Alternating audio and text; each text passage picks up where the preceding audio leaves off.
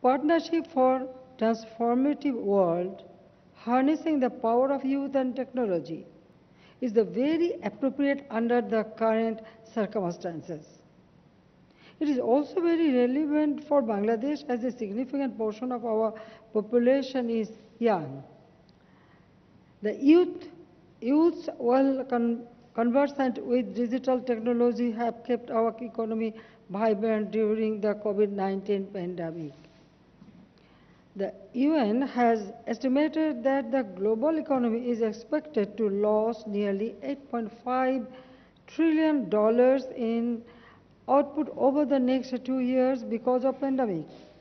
To overcome the challenges, we need effective partnership and greater cooperation in the fields of technology and innovation. Just before the outbreak of the pandemic, Bangladesh had achieved an enviable GDP growth rate of 8.15%. Even during the pandemic, we achieved GDP growth rate of 5.4%, one of the highest in the world, by putting equal emphasis on lives and livelihood. Apart from rolling out a stimulus package worth 1.24 trillion taka, which is around 4.4% of our GDP, our investment in food security, agriculture, and adequate social safety nets contributed in overriding the fallouts of COVID-19. We are also providing various social protection support to more than 9.5 million people. We have taken an initiative to provide house to country's every homeless person, marking the birth centenary of the Bangabandhu Sheikh Mujibur Rahman. Women's empowerment and their equal involvement in all levels is also an important factor of our economic stability. Bangladesh is one of the top ready-made garments exporters in the world. More than 85% of the workers in this sector are women. They are significantly contributing to the society and the economy. The percentage of enrollment in schools is higher for girls than boys. Women are active in all professions as well as in politics. They are also serving in the UN peacekeeping missions abroad. Excellencies, Bangladesh places utmost importance to education at all levels. We are providing free education up to secondary level. Bangladesh has become a popular destination for foreign students who want to pursue higher studies. In this regard, I believe that the Siaco University Network will provide a good platform for new and trendier subjects, including the 4IR, and also a stable online education platform for our students. Bangladesh has achieved phenomenal socio-economic growth even after the increasing frequency of natural disasters. Last year, in addition to COVID-19 pandemic, Bangladesh had to bear the brunt of cyclone Amphan and prolonged flood in large parts of the country. It is estimated that close to 1% of our GDP is lost due to climate change, which is likely to increase in the coming decades if the current phenomenon is not reversed. This calls for an urgent and meaningful cooperation among us for adaptation and mitigation measures. For effective and sustainable development in D8, it is now imperative that we cooperate and assist each other in climate change issues. As the chair of the Climate Vulnerable Forum, CVF, we will be happy to work with the D8 member states on the issue of implementation of Paris Agreement.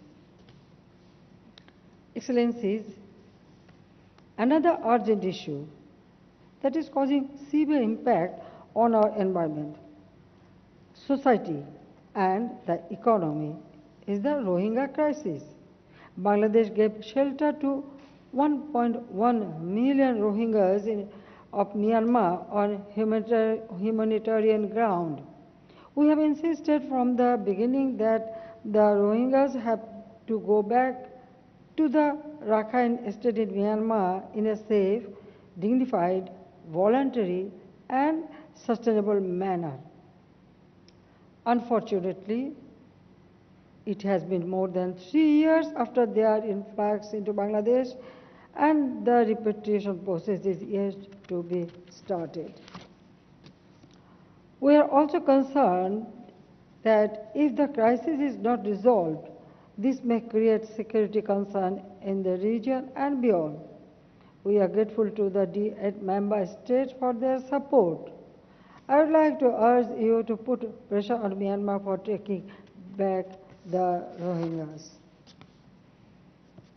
Excellency, I would like to briefly touch upon one very important issue for D8, the power and potential of the youths who have made breakthrough in business ideas, models, innovations, and technologies. The youth of our countries can be encouraged to come together through the business initiatives at private and even government to private level. The D8 Business Forum, together with the first D8 Youth Summit, has created this rare opportunity. Bangladesh has emphasized on the use of transformative technology for the last 1 decade, turning our country into a digital Bangladesh with more than 600,000 IT professionals, 28 high-tech parks and technology-friendly initiatives. Bangladesh is moving forward optimally using the power of youth and technology. Excellencies, another key area of cooperation where we need to give focus is trade. D8 Secretariat can provide information of potentials within the group and explore scope for trade and investment cooperation agreements. Such information could help increase trade and investment dialogue and more trade and investment among the member states. Trade is ultimately driven by the private sector. It is important to facilitate the travel of business people, for which Bangladesh has joined 6 D8 members in ratifying simplification of visa procedures for the businessmen of the D8 member states.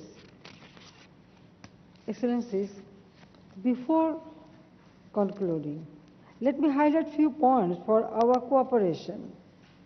Number 1, harnessing the power of our youth through skill development. Number 2, utilizing the full potential of ICT. Number 3, creating necessary legal, institutional, and infrastructural framework. And 4, improving connectivity to facilitate trade and investment. The D8, which was established 24 years ago, is now poised to deliver its goal of economic development through creating synergized Dhaka Declaration and decennial roadmap that would be adopted today would provide us with the necessary impetus for harnessing our combined potentials and realizing our shared goal of a prosperous future for our people, future for our young generation, our youth. I thank you all.